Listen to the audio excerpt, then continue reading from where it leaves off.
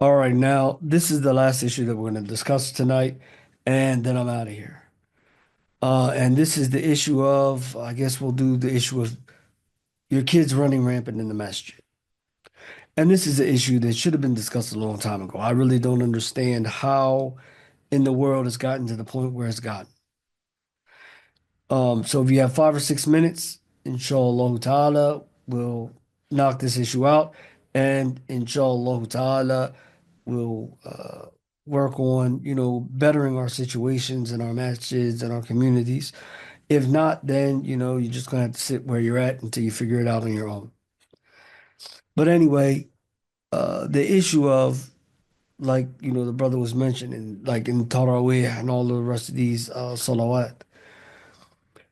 We've been taught something and we've been taught, I know where you got it from. I understand where you got it from.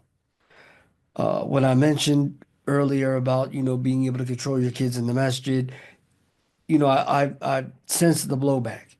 I sense the blowback. But you have to understand something. A lot of us, we were taught by people that they themselves weren't really taught like that. And I'll explain it to you in a couple of minutes, but I want to hit the issue first. And then we could discuss, if you need me to, I'll discuss the reality of the issue with you.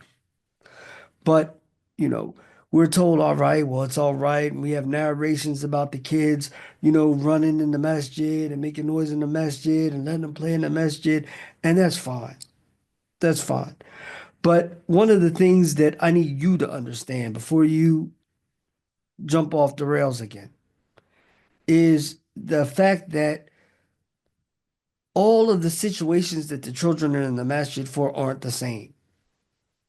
There are certain times in which the kids, yes, they should be allowed to play. They should be allowed, we should be bringing our children to the masjid and allowing them to feel comfortable, wanting to be in the masjid. It shouldn't feel like it's a punishment for them to be there. So I completely agree with that.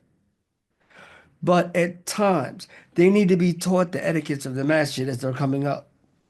So they respect not only the masjid, but what's going on in the masjid. There's a lot of times when I know a lot of the brothers are just sitting around the masjid, everybody's just busting it up, and this, we don't want our kids sitting in the masjid being bored. So we let them run around and play.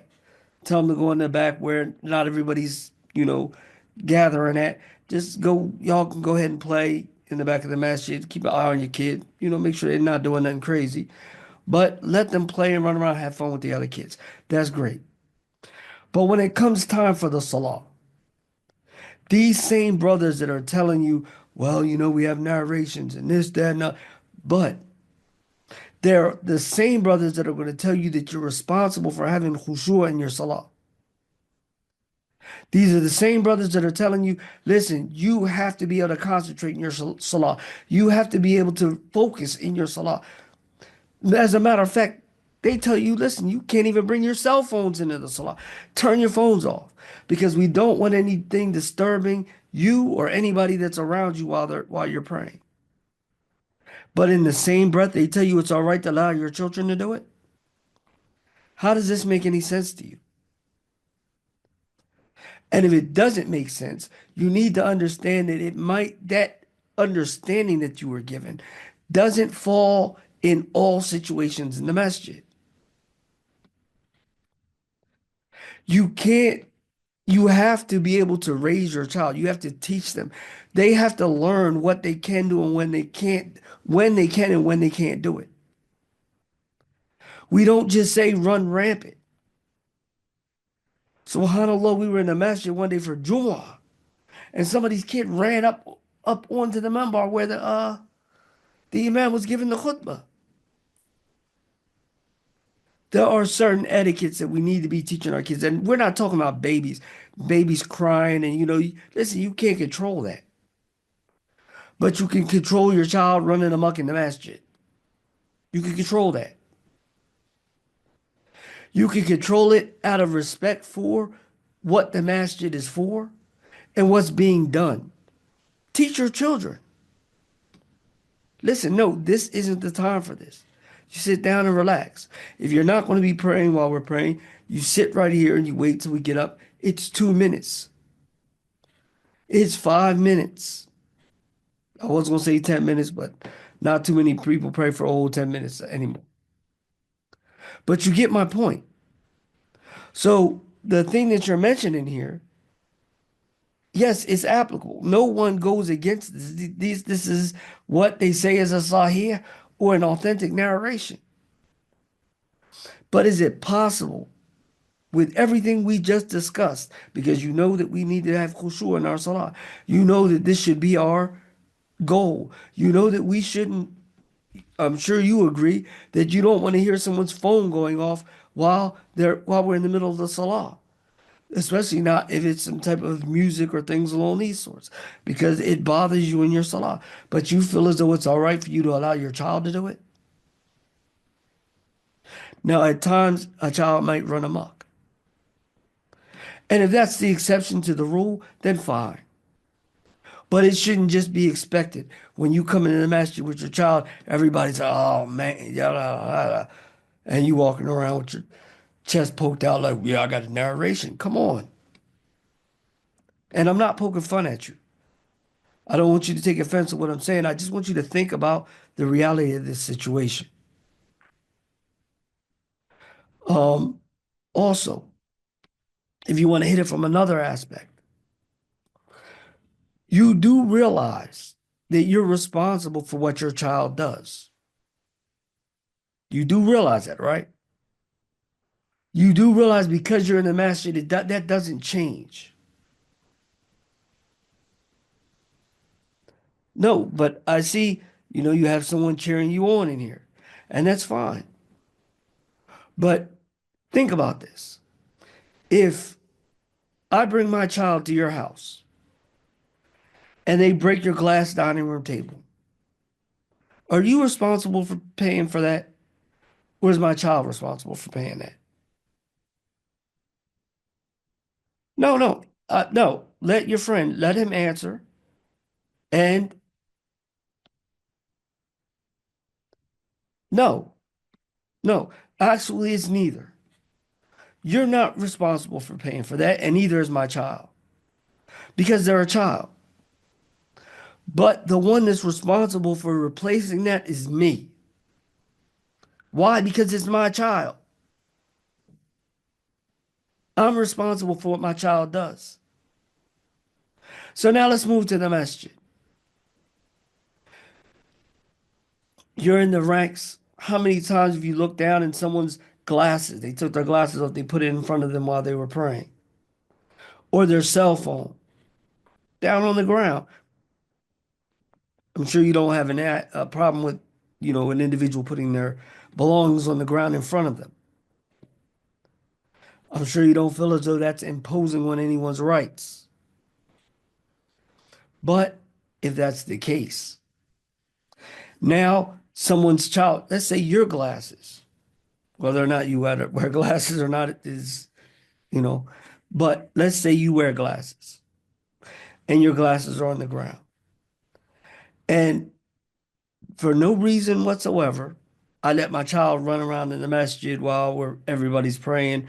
We're praying, the imam is reciting a little long, and my child finds another child in the masjid. They're running back and forth in between the rows. What I tell you is, okay, well, they're not running in front of us, between us and the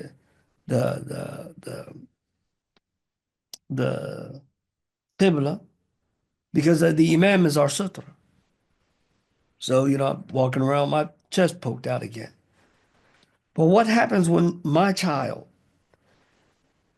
steps on and stomps on and breaks your glasses? Now, you know how much people pay for their glasses nowadays. Do I tell you at the end of the salah, you look around, you're like, yo, whose child is that? And I say, mine. You'd be like, okay, they broke my glasses. They were running back and forth, and one of the times that they ran by yelling and screaming, they stomped on my glasses. And I tell you, qadarullahu ma sha fa'al. Is this an appropriate response? Or should I say, is it upon me to pay for you to get a new pair of glasses? Or they stomped on my cell phone and they cracked my screen. Look at my screen, it's all cracked up. And So do I tell you, Qadrullahu ma sha fa'al, and I tell you, inshallah, may Allah replace it with one better? Or should I be paying for that phone to get fixed? Why? Because out of my negligence, by letting my child run around, inadvertently broke something of yours. So I should replace it. Right? So I should replace it. Just like, subhanAllah, during Taraweeh, someone let their child, or people let their children run around. They were running around in between the ranks and this, that, and the other. And before you know it, all you heard was,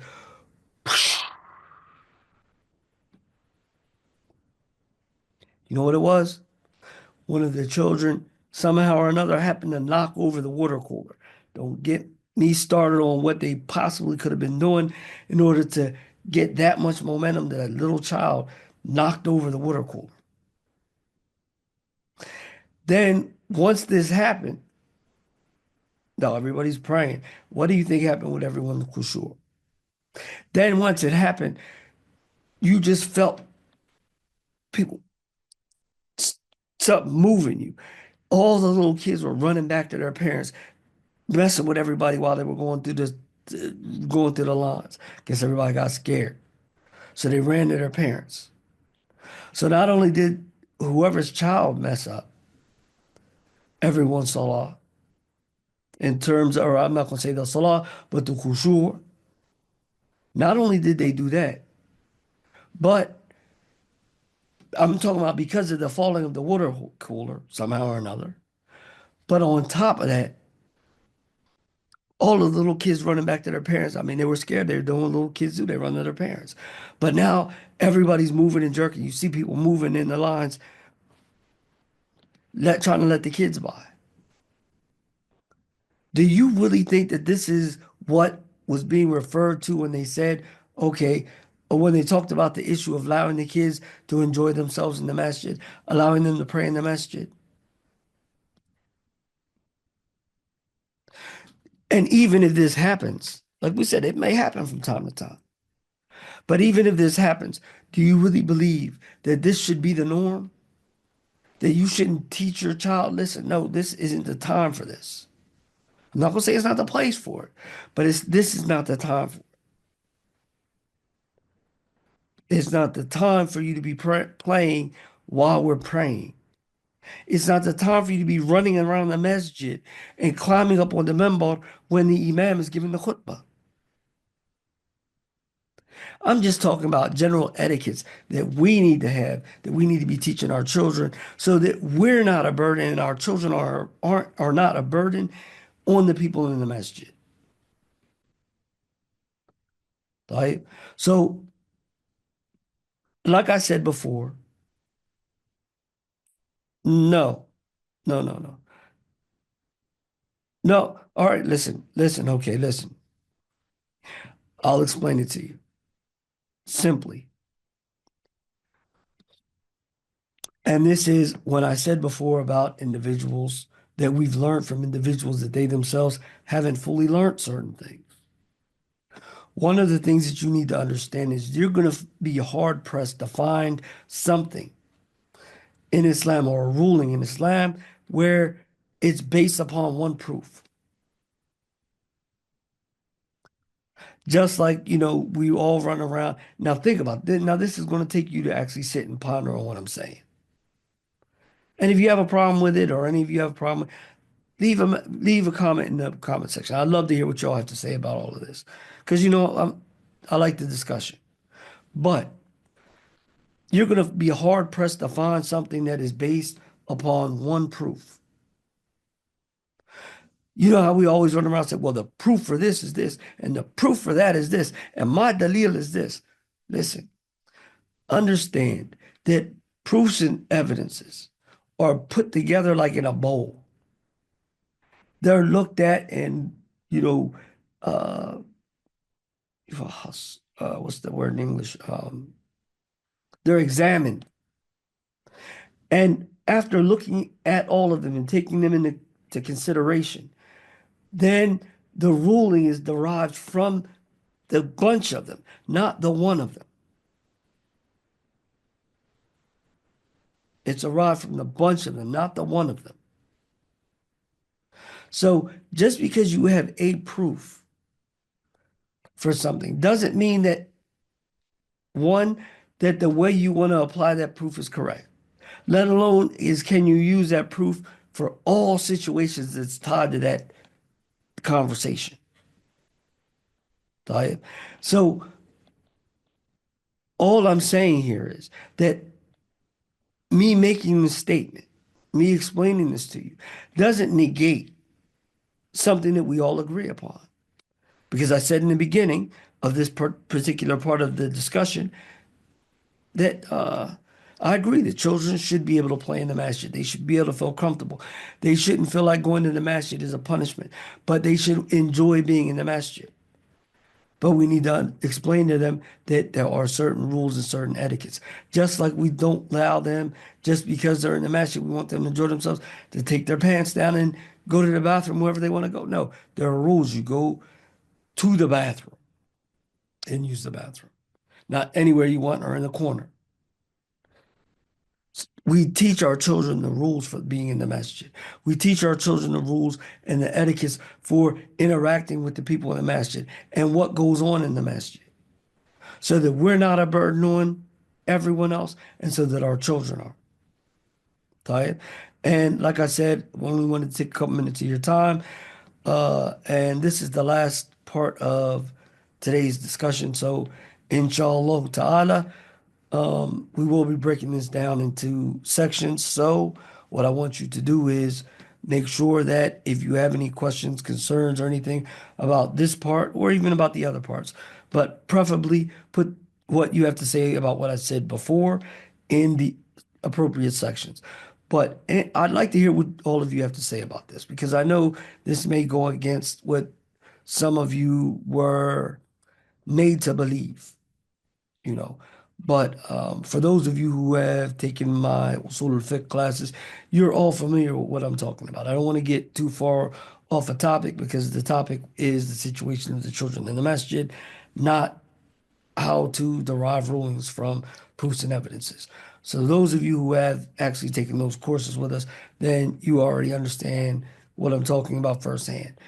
For those of you who haven't, inshallah, if you'd be interested, let me know, and we'll get you signed up for one.